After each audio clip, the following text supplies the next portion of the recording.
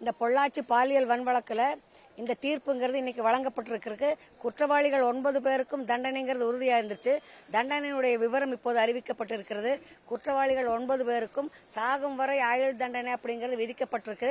இந்த சிறப்பான தண்டனையை ஜனநாயக மாதர் சங்கம் வரவேற்கின்றோம்.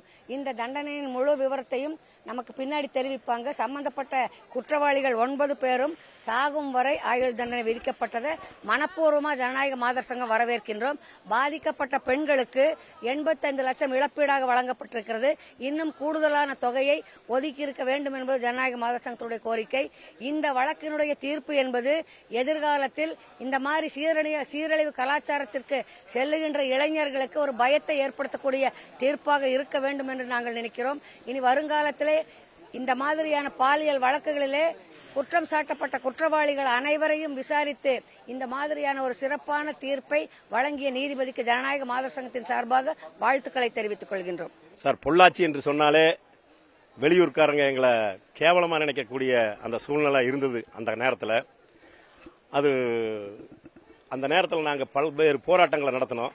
காரணம், அன்றைய இருந்த ஆளுங்கட்சி இந்த வழக்கை தொடச்சு மூடுறதுக்கு பார்த்தாங்க. மக்களுடைய ஆதரவினாலையும் கூட்டணி கட்சிக்காரர்களோட ஆதரவாலும் மகளிர் சங்கத்தினுடைய ஆதரவாலும் நாங்கள் பல்வேறு போராட்டங்களை முன்னெடுத்து நடத்தினோம். அதில் உச்சகட்டமாக இன்றைய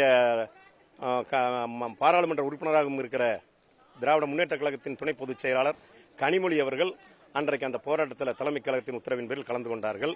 மகளிரை சேர்ந்த அத்தனை பேர் அமைப்புகளும் எங்களுக்கு அன்றைக்கு ஆதரவாக இருந்தார்கள். அனைத்து கட்சியும் அன்றைக்கு ஆதரவு தந்தது. மிகப்பெரிய போராட்டம் நடத்தினோம். எல்லாத்துடைய எதிர்பார்ப்பும் இன்றைக்கு நிறைவேறி இருக்கிறது. இந்த நீதிமன்றம் கொடுத்த அந்த தீர்ப்பு மிக்க மகிழ்ச்சியாக இருக்கிறது. எங்கள் போராட்டத்துக்கு கிடைத்த வெற்றி.